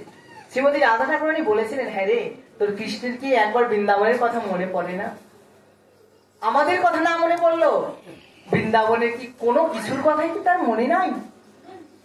এই কথা যখন বলতে বলতে তারা বেহুশ হয়ে গেলেন, উদ্ধবজি মহারাজ বললেন, হা রাধারানী, হা কৃপাময়ী, তাহলে শুনুন, গোবিন্দের সন্ধান নিয়ে বা গোবিন্দের সন্দেশ নিয়েই আমি আজকে ব্রজে ভ্রমণ করেছি।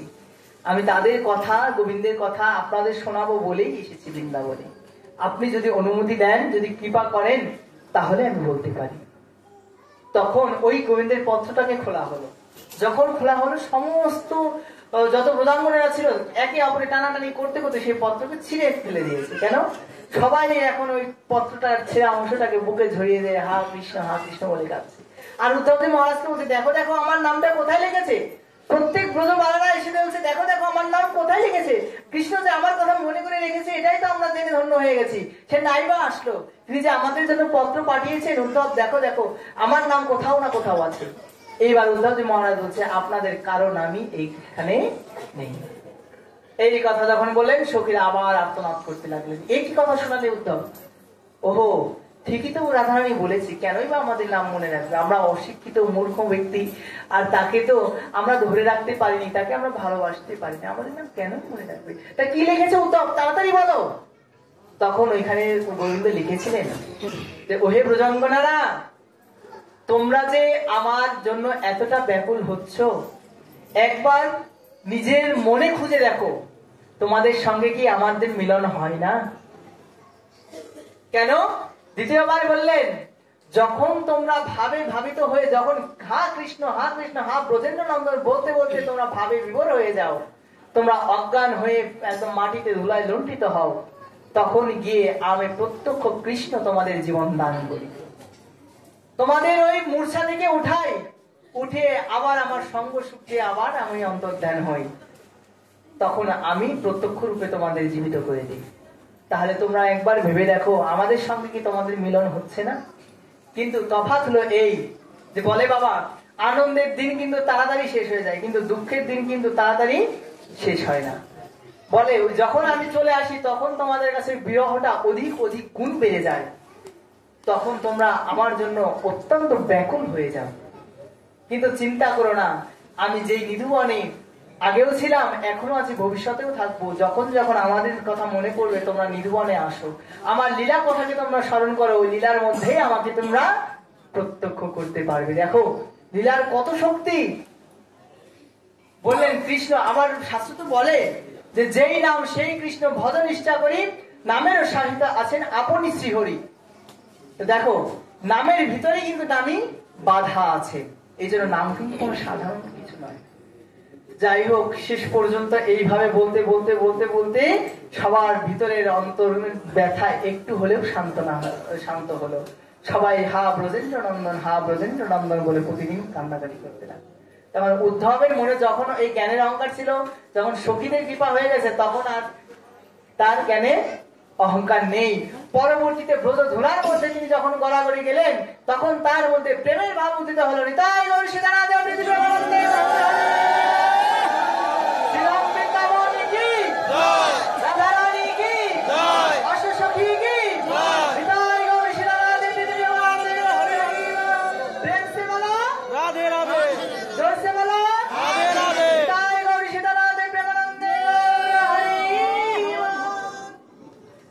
দেখো মা, রাধারানীর চরণকে যতক্ষণ আমরা আশ্রিত না হব, রাধারানীর চরণকে আমরা যতক্ষণ অবগত না হব, ততক্ষণ পর্যন্ত আমরা যতই কৃষ্ণ কৃষ্ণ করি না কেন, গোবিন্দকে আমরা কেউ পেতে পারবো না। এর জন্য সবসময় আমাদের গোবিন্দ নাম যদি আমরা 100 বার জপ করি, তাহলে রাধারানীর নাম 200 বার জপ করা উচিত। বোঝা গেল? কেননা রাধারানী একমাত্র গোবিন্দকে বুঝেছেন, রাধারানী একমাত্র তার প্রেমের মূরতি, ভাবের মূরতি, যার চরণ ব্যতীত গোবিন্দকে আপনারা কোন জন্মে কিন্তু পাবেন না। বহু জন্ম অতীত হবার পর যদি কোনো ভাগ্যবান বা ভাগ্যবতীর একবার রাধারানীর কৃপা হয়, যদি সে সখী অনুগত্যে চলে আসে, তাহলে দেখবেন মা তার ভাবেরও কিন্তু পরিবর্তন হয়। তখন ওই হা রাধে রাধে করতে করতে তার নয়নেও কিন্তু অশ্রু বাড়িত হয়। তা এই অশ্রু ভাব যখন আসে তখন ব্রজের ভাব তার ভিতরে উদয় হয়, তখন ব্রজেন্দ্র নন্দনের কৃপা অটোমেটিক হয়ে যায়। তো যাই হোক, আজকে দেখুন এই উদ্ধবজি মহারাজকে প্রেরণ করার এই উদ্দেশ্য ছিল। এইভাবে তিনি 10 মাস পর্যন্ত বৃন্দাবনে বাস করেছিলেন। এমনকি সবাই যখন হা কৃষ্ণ কৃষ্ণ বলতে বলতে অধীর হয়ে যেতেন, তখন গোবিন্দের কথা আবার এই উদ্ধবজি মহারাজ তাদের শোনাতেন। যখন শোনাতেন তখনই আবার তাদের চেতনা ফিরে আসতো। দেখুন, এর জন্যই বলি যে নামের ভিতরেও কিন্তু নামই বাধা আছে। তো এইভাবে গোবিন্দের কৃপাধন্য হয়ে উদ্ধবজি মহারাজ 10 মাস পর্যন্ত বৃন্দাবনে থাকেন। এমনকি বৃন্দাবনকে থেকে যাওয়ার সময় তখন পিতা নন্দ মহারাজ বলেছিলেন, সে কৃষ্ণ ভগবানই হোক আর আমারই সন্তান হোক, যে যাই হোক না কেন উদ্ধব, তার কাছে একটা বার্তা প্রেরণ করো। সেটা কি? সেটা যেন যে আমরা শুধু এ জন্মে নয়, জন্মান্তর ধরে যেন এই কৃষ্ণের কথা মনে রাখতে পারি। আমাদের ভক্তি, নিষ্ঠা, প্রেম যা কিছু আছে সমস্ত কিছু যেন তোমার এই কৃষ্ণের চরণে থাকে। আমি যে জনিতেই জন্মাই, যে জনিতেই জন্মগ্রহণ করি, সে বৃক্ষজনী হোক বা কীটজনী হোক বা মনুষ্যজনী হোক, যে জন্মেই যেন আমি জন্মগ্রহণ করি, আমরা যেন কৃষ্ণের চরণ ছাড়া না হয়। দেখুন নন্দরাজের আকুতিটা দেখুন। শেষ পর্যন্ত উদ্ধব এই কথা ভাবতে ভাবতে ব্রজ ভাবকে নিয়ে তিনি সেই মথুরার উদ্দেশ্যে গমন করলেন। এমনকি যখন মথুরার দিকে গমন করলেন, আমার ভগবান শ্রীকৃষ্ণ আজ মথুরা দিকে ভাবছেন যে দেখো উদ্ধব একে একে 10 মাস ধরে আমার কাছ থেকে চলে গেল, কই আর তো মথুরাই ফিরার নামগন্ধ নিল না। কিন্তু এই কথা ভাবতে ভাবতে তিনি সংবাদ পেলেন উদ্ধবজি মহারাজ এসে মথুরার সীমান্তে অগ্রসর হয়েছে। তখন উদ্ধবজিকে দেখে গোবিন্দ আমার 2 বাহু উত্তোলন করে হা উদ্ধব করে কিন্তু তাকে জড়িয়ে ধরলেন। নিতাই গৌর সীতানাথ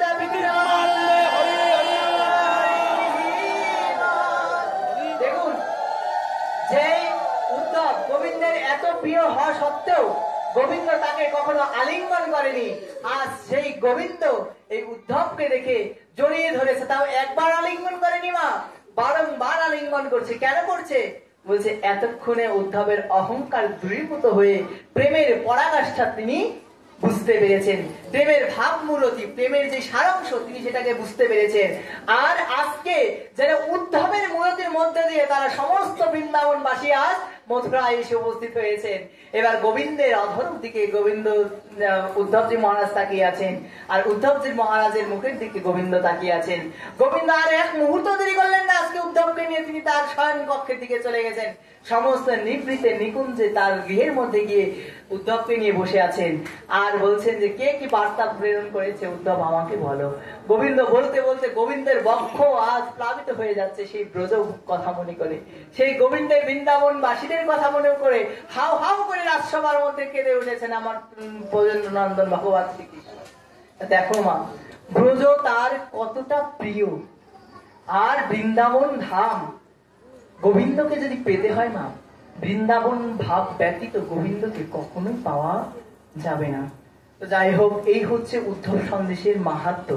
গোবিন্দ আজ এই উদ্ধবের মাধ্যমে বোঝালেন তুমি যতই জ্ঞানী হও, তোমার যতই শাস্ত্র জ্ঞান থাকুক না কেন, তোমার ভিতরে যদি দৈন্যতা না থাকে, তোমার ভিতরে যদি শরণাগতি না থাকে, তুমি যদি সাধু গুরু চরণের আশ্রয় না হও, যারা ভগবত ভক্ত তাদের চরণকে যদি আশ্রয় না করো, তাহলে আমাকে তুমি কখনোই পাবে না। আর কলিযুগের মধ্যে ভগবান প্রত্যেকটি সাধু ব্যক্তি হৃদয়ে প্রকাশিত। এর জন্য বলেছে সাধু সঙ্গ সর্বশাস্ত্রে কয়, লবা মাত্র সাধু সঙ্গ কৃষ্ণ ভক্তি প্রেম হয়। তা এর জন্য আপনাদের চরণে আমার বাসনা থাকবে মা, যেখানেই সাধুগুরু বৈষ্ণবের আগমন হোক না কেন, আপনারা তার একটু চরণ ধুলি নিয়ে নেবেন। না জানি চরণ ধরতে ধরতে কোন সাধুগুরু মহাপুরুষের চরণে আমরা একটু ধুলি পেয়ে যাব, আর উদ্ধবের মতো আমাদের জীবন পরিবর্তন হয়ে হা রাধে করতে করতে ব্রজধারার মধ্যে গড়াগড়ি দিতে পারবো। আর যেইখানে হয় এই সাধু সঙ্গের আগমন, সেইখানেই তৈরি হয় নব রূপে বৃন্দাবন। দেখো, এটাও কিন্তু এখন ব্রজদুলা হয়ে গেছে মা। যেখানে গোবিন্দের কথা হয় সেখানে গোবিন্দ নিত্য নিকুঞ্জ অর্থাৎ নিত্য রূপে প্রকটিত থাকেন। শ্রীমতী রাধা ঠাকুরানীর সঙ্গ ইত্যাদি সমস্ত ভক্তরা, সমস্ত ভক্ত শ্রেষ্ঠগণ কিন্তু যেখানে ভাগবত কথা হয়, যেখানে ভাগবতী আসর হয়, সেখানে কিন্তু প্রত্যেকেই উপস্থিত থাকেন। তাই এর জন্য মা চেষ্টা করবেন যত যার সাধ্য থাকে একটু এই সাধুগুরুর সেবায় আসার জন্য। আর যার যেইভাবেই থাকুক না কেন, যে আমরা যেন গোবিন্দ চরণে শরণাগত হতে পারি বা গোবিন্দকে আশ্রয় করতে পারি, এটাই আমাদের জীবনের বাসনা থাকা উচিত। আর প্রত্যক্ষ যেই দেবতা, প্রত্যেকের উদ্দেশ্যে একটা কথা না বললেই নয়। দেখো, আমরা গৃহের দেবতাকে ছেড়ে আর বেশি সময় নেব না, আর একটু সময় ধৈর্য ধরে থাকি। কালকে তো আর আমার এই সৌভাগ্য হবে না, আপনাদের হবে, কিন্তু আমার তো আর এই সৌভাগ্য হবে না। তো যাই হোক, আরেকটু সময় কষ্ট করে থাকি। তা দেখো, কলিযুগের মধ্যে যারা আমাদের প্রত্যক্ষ ভগবান, কারা বলছেন? তারা হচ্ছেন আমাদের মা এবং বাবা।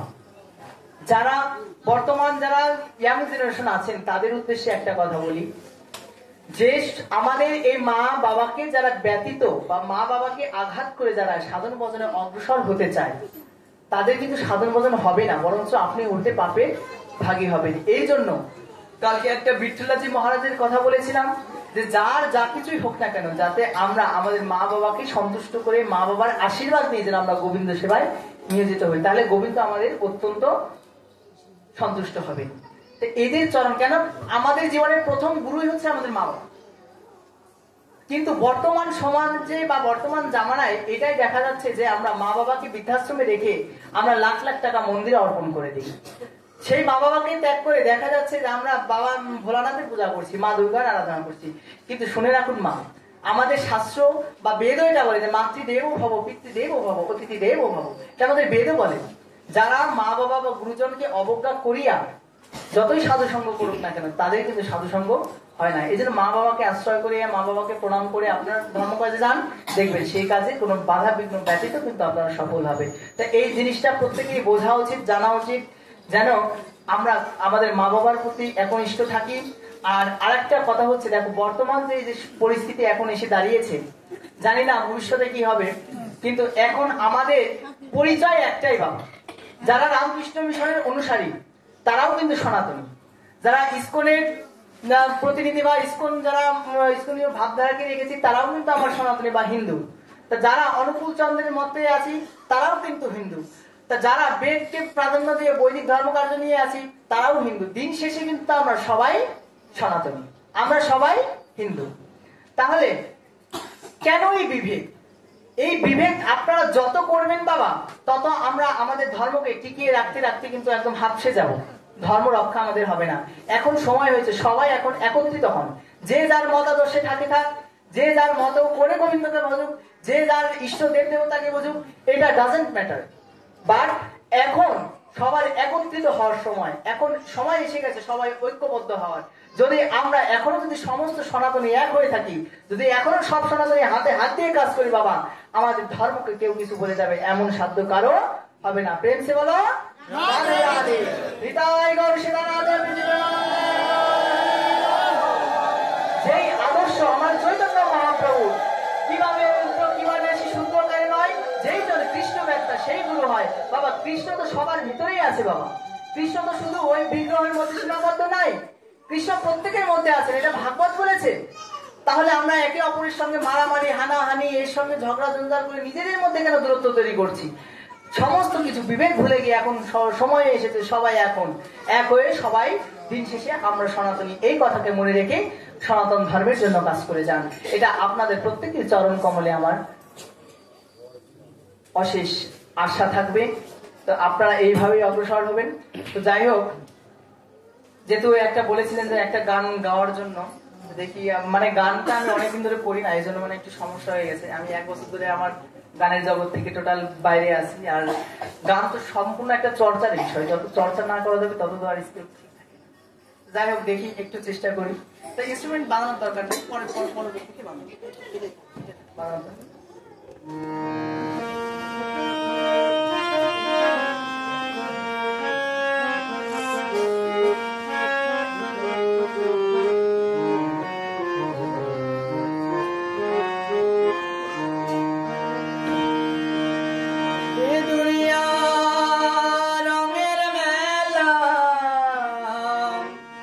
খেলিতেছি কত খেলা, এ দুনিয়া রঙের মেলা, খেলিতেছি কত খেলা, ভবলীলা সাঙ্গ হয়ে যায়। আজ বসে আছি পারে ঘাটায়, আজ বসে আছি পারে ঘাটায়, এ দুনিয়া রঙের মেলা, খেলিতেছি কত খেলা, এ দুনিয়া রঙের মেলা, খেলিতেছি কত খেলা, ভবলীলা সাঙ্গ হয়ে যায়। আজ বসে আছি পারে ঘাটায়, আজ আমি বসে আছি পারে ঘাটায়।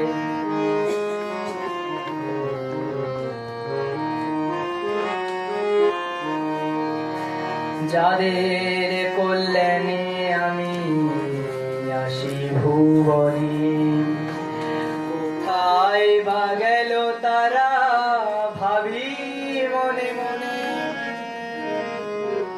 যাদের কল্যাণে আমি আসি ভুবনে, কোথায় বা গেল তারা ভাবি মনে মনে।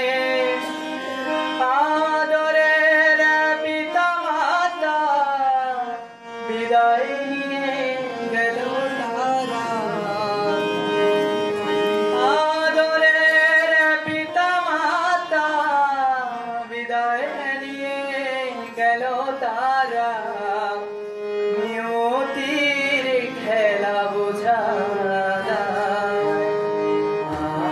আজ বসে আছি পারে ঘাটায়, আজ বসে আছি পারে ঘাটায়। পিছনে তাকিয়ে দেখি অন্ধকার, আয়ু বেলায় অস্ত বুঝি যায় গো আমার। পিছনে তাকিয়ে দেখি ঘোর অন্ধকার, আয়ু বেলায় অস্ত বুঝি যায় গো আমার। বাজিল কালের ঘণ্টা, কেড়ে উঠিল প্রাণটা, বাজিল কালের ঘণ্টা, কেড়ে উঠিল প্রাণটা। নিতে হবে শেষ বিদায়, আজ বসে আছি পারে ঘাটায়, আজ আমি বসে আছি পারে ঘাটায়। সঙ্গের সাথী ছিল যারা তারা চলে যায়, নাবিক ঘাটে নাও ভিড়াইয়া ডেকেছে আমায়। সঙ্গের সাথী ছিল যারা তারা চলে যায়, নাবিক ঘাটে নাও ভিড়াইয়া ডেকেছে আমায়। বাজিল কালের ঘণ্টা, কেড়ে উঠিল প্রাণটা, বাজিল কালের ঘণ্টা, কেড়ে উঠিল প্রাণটা। নিতে হবে শেষ বিদায়, আজ আমি বসে আছি এই পারে ঘাটায়, আজ আমি বসে আছি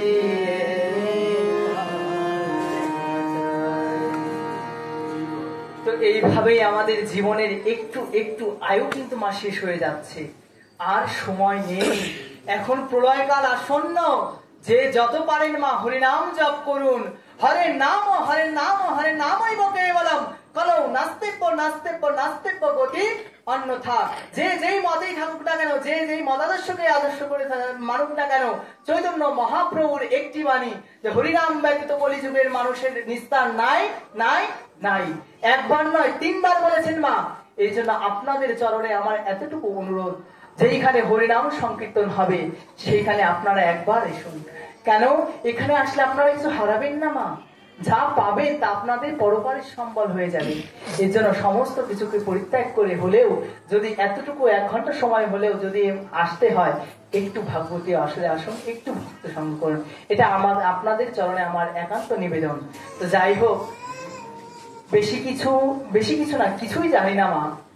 আপনাদের করুণায় বা গুরুদেবের কৃপায় এতটুকু বলার সাহস করেছে মাত্র। পাঠের মধ্যে অনেক ভুল ত্রুটি হয়েছে, হবে, এটাই স্বাভাবিক। কিন্তু নিজ পুত্র গানে ক্ষমা করে দেবেন। আর যেহেতু আমি প্রথমেই বলেছি আমি কোনো পাঠক নই, আমি কোনো বক্তা নই, আমি আপনাদেরই ছোট বড় সন্তান। শুধুমাত্র গুরুদেবের নির্দেশে, শুধু তার মান রক্ষা করার জন্য আমি এখানে নিমিত্ত মাত্র হয়েছি। তো যাদের জন্য আজকে, অর্থাৎ যেই পরম গুরুদেব আমার শ্রী গুরুদেবের জন্য আজকে আপনাদের মধ্যে আসার সৌভাগ্য আমার হয়েছে, এই অধমের আপনাদের ভক্ত চরণ ধুলি পাওয়ার সৌভাগ্য হয়েছে, তো সেই গুরুদেবের জন্য আপনারা প্রত্যেকেই প্রার্থনা করবেন। আর বিশেষ করে আমি যাদের কাছে আছি বা যাদের গৃহে অবস্থান করছি, সেই মাতাজি এই 3 দিন ব্যাপী সারাক্ষণ আমাকে নিয়েই পড়ে আছে। এত ব্যস্ততার মধ্যেও আমাকে এত সুন্দর করে আপ্যায়ন করেছে, একদম নিজের ছেলের মতো। সত্যি কথা বলতে আমি মাকে যে আমি ছেড়ে এসেছি এই অনুভবটা আমার হয়নি। তো তার জন্য, সেই মাতাজির জন্য সবাই আশীর্বাদ করবেন যেন এইভাবে তিনি প্রতিদিনই যত পারেন সাধুগুরুর বৈষ্ণব সেবা করতে পারেন। আর আচ্ছা, আপনাদের কাছে একটা জিনিস চাইবো, দেবেন তো? আচ্ছা, কে কে দেবেন? যদি আমি কিছু চাই, কে কে দেবেন? ও মা, কেউই দেবে না। এই গ্রামের মানুষ এত কঞ্জুস, এত গিফটটা আগে জানতাম না তো। আচ্ছা, কে কে দেবে? একটু হাত উঁচু করো। আমি যদি কিছু চাই, কে কে দেবে? দেখো, এই মাতাজিরা এখন পর্যন্ত হাত উঁচু করেন, মানে এরা দেবে না। আরে বাবা, এত কিছু ভয় নাই, এত কিছু চাইবো না তোমাদের কাছে। তোমাদের কোনো ধন চাই না আমি, তোমাদের কাছে এতটুকু চাই যেন এইভাবে তোমরা আশীর্বাদ করো, যেন জীবনের অন্তিম দিন পর্যন্ত এইভাবে সাধুগুরুর চরণকে আশ্রয় করে থাকতে পারি।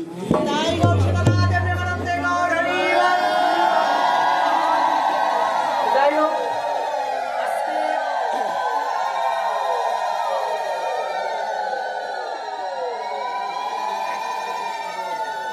ঠিক আছে, তাহলে এবার আমরা ছোট্ট একটা ভজনের মধ্যে দিয়ে আজকে ভাগবতীয় কথাকে এখানে বিশ্রামিত করব। আপনারা সবাই আমার সঙ্গে গাইবেন। এবার আপনারা ইনস্ট্রুমেন্ট বাজান। এই গানটার মধ্যে দিয়ে আজকে ভাগবতীয় আলোচনা এখানে বিশ্রামিত হবে।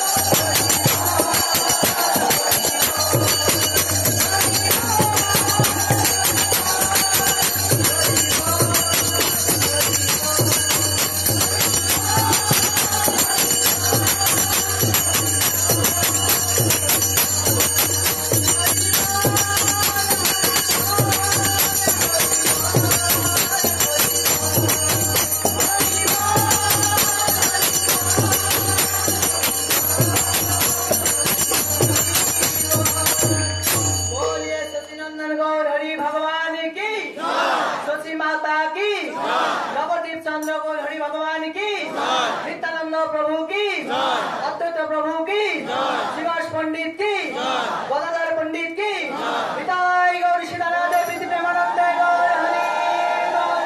प्रेम से बोलो, जोर से बोलो, आरो जोरे, আর বলা সুযোগ হবে না, জোরে আরেকবার শুনতে চাই। গৌর সীতানাথ প্রেমানন্দ নিতাই গৌর সীতানাথ প্রেমানন্দ। যাই হোক, ভগবান যদি আবার কোনোদিন সৌভাগ্য